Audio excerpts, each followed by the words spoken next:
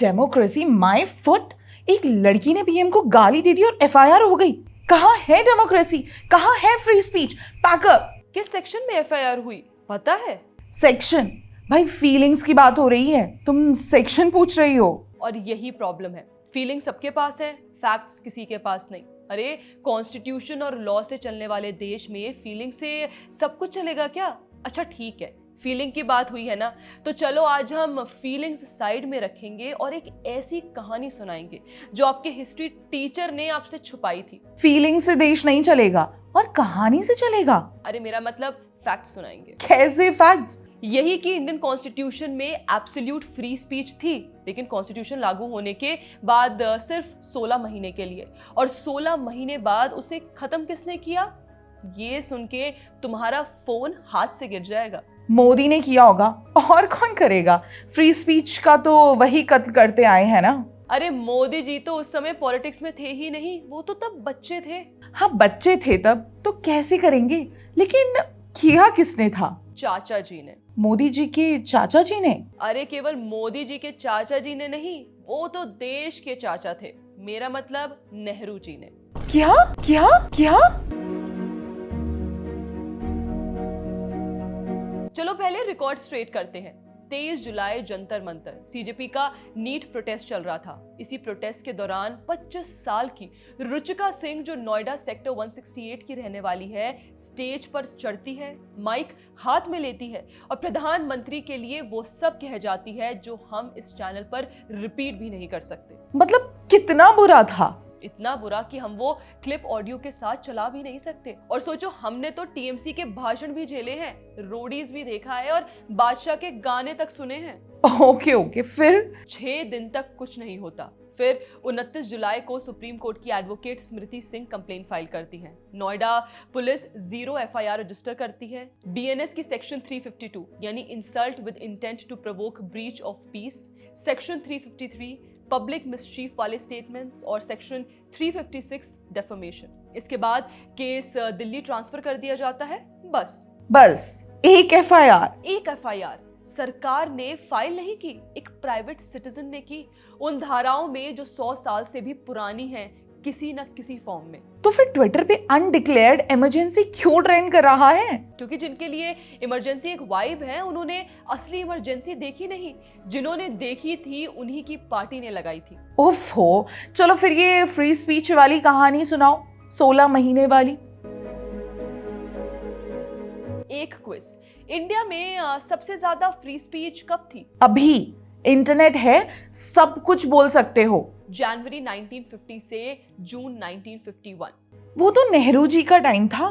Correct. Constitution लागू हुआ 26 जनवरी 1950। Article 19(1)(a बोलने की पूरी आजादी, और ओरिजिनल आर्टिकल 19(2) में रिस्ट्रिक्शन के ग्राउंड्स बहुत कम थे। देश की सिक्योरिटी, डेफेमेशन, कोर्ट की अवमानना, decency, morality public order list में था ही नहीं। सरकार की criticism fully protected, American style, almost absolute. तो फिर गया कहाँ ये सब? यही तो असली कहानी, मेरा मतलब फैक्ट्स हैं। क्योंकि जैसे ही लोगों ने इस आजादी का इस्तेमाल करके सरकार की आलोचना की, सरकार को मिर्ची लगी।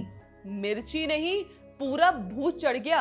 और 2 मैगजीन्स इस कहानी के हीरो हैं, एक आरएसएस की, एक कम्युनिस्ट। आरएसएस और कम्युनिस्ट एक कहानी में, एक ही साइड पे। Welcome to 1950।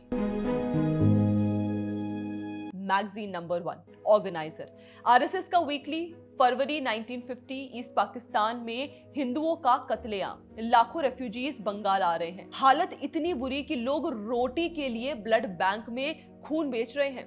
ऑर्गेनाइजर ने ये सब छापा, रेफ्यूजीज के लिए इवैक्यू प्रॉपर्टी की मांग की, नेहरू और लियाकत अली खान के कार्टून्स छापे और एक पीस लिखा, विलन्स वर्सेस फूल्स। लाइन थी, पाकिस्तान की विलनी का जवाब हमारी इडियोसी है। सॉलिड हेडलाइन है, नॉट गोना लाई। नेहरू सरकार को भी सॉलिड लगी, इतनी सॉलिड कि 2 मार्च 1950 को दिल्ली के चीफ कमिश्नर ने प्री सेंसरशिप ऑर्डर निकाल दिया। प्री सेंसरशिप मतलब छापने के बाद बैन नहीं, छापने से पहले हर वर्ड सरकार को दिखाओ। पाकिस्तान पे, कम्युनल मैटर्स पे एक एक लाइन की अप्रूवल चाहिए। रुको रुको, मतलब जैसे इंस्टाग्राम पे पोस्ट डालने से पहले नेहरू जी को डीएम करके पूछना पड़ेगा, सर ये डाल दूं? हाँ, और अगर नेहरू जी सीन करके रिप्लाई ना करे तो पोस्ट कैंसिल। भाई ये तो मेरे ग्रुप के एडमिन से भी वर्स है। मैगजीन नंबर 2, क्रॉसरोड्स, आइडियोलॉजी में ऑर्गेनाइजर का एग्जैक्ट ऑपोजिट। कम्युनिस्ट वीकली चलाते थे रोमेश थापर, हिस्टोरियन रोमिला थापर के भाई। फरवरी 1950 में सालिम सेंट्रल जेल के अंदर पुलिस फायरिंग हुई, 22 कम्युनिस्ट कैदी मारे गए जेल के अंदर। क्रॉसरोड्स ने ये रिपोर्ट किया, मद्रास की कांग्रेस सरकार को रगड़ा, और सरकार ने 1 मार्च 1950 पूरे मद्रास प्रोविंस में मैगजीन की एंट्री और सर्कुलेशन बैन। तो स्कोर बोर्ड ये है, आरएसएस वाली मैगजीन गैग्ड, कम्युनिस्ट वाली मैगजीन बैंड, दोनों कांग्रेस सरकारों के हाथों, और दोनों का क्राइम जर्नलिज्म, क्रिटिसिज्म, एक भी गाली नहीं, एक भी अब्यूज नहीं, सिर्फ रिपोर्टिंग और ओपिनियन। और आज वाले लोग कहते हैं एफआईआर पे डेमोक्रेसी खत्म। वेट, कहानी का बेस्ट पार्ट अभी बाकी है। दोनों मैगजीन सुप्रीम कोर्ट गई और 26 मई 1950 को कोर्ट ने एक ही दिन में दोनों ऑर्डर्स फाड़ दिए।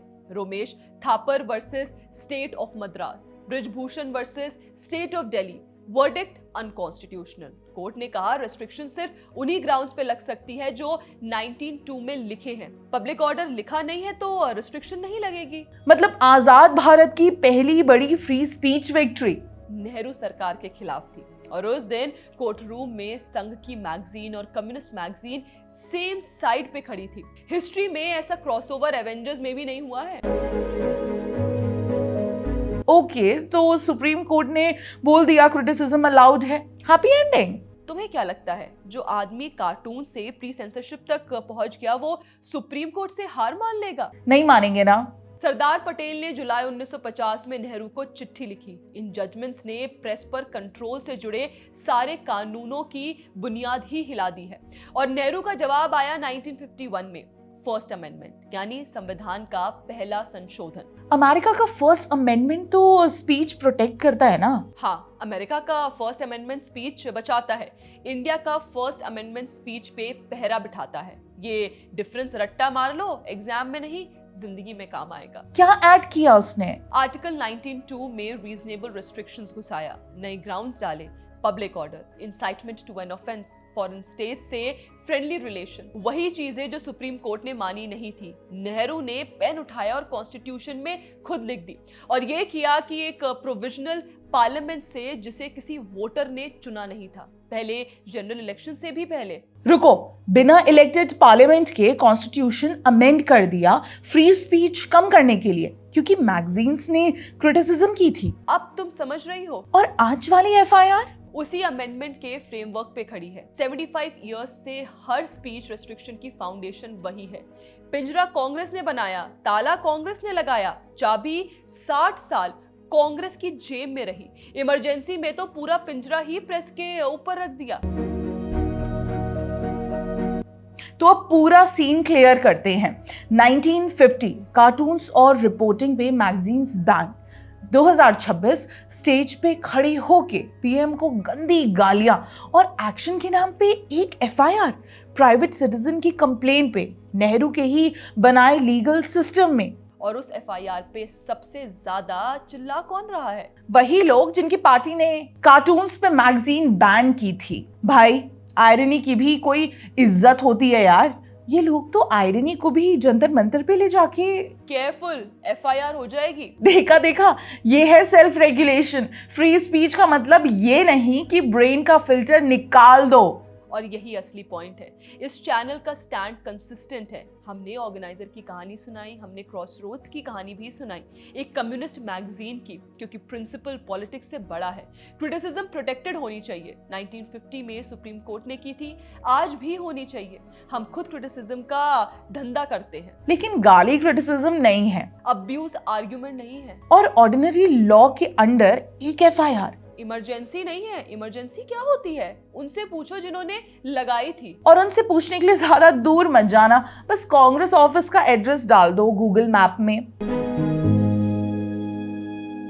स्कोरबोर्ड एक बार और 1950 कांग्रेस सरकारें दो मैगजीन्स का गला घोटती हैं क्रिटिसिज्म के लिए। सुप्रीम कोर्ट उन्हें रोक देता है। 1951 नेहरू कॉन्स्टिट्यूशन ही बदल देते हैं ताकि आगे कोई कोर्ट ना रोक सके। 1975 उन्हीं पावर से पूरी प्रेस जेल में। 2026 सरेआम गाली पे एक एफआईआर और ये लोग बोलते हैं डिक्टेटरशिप। विलनी वर्सेस इडियोसी 1950 में ऑर्गेनाइजर ने लिखा था, आज भी फिट बैठता है। तो अगर आज आपको पहली बार पता चला है कि इंडिया में सिर्फ 16 महीने एब्सोल्यूट फ्री स्पीच थी तो कमेंट में लिखो 16 महीने। देखते हैं कितने लोगों के स्कूल ने ये नहीं पढ़ाया। और वीडियो शेयर करो, क्योंकि जो जनरेशन अपना कॉन्स्टिट्यूशन नहीं जानती उससे कोई भी कहानी सुना देते हैं। जय हिंद।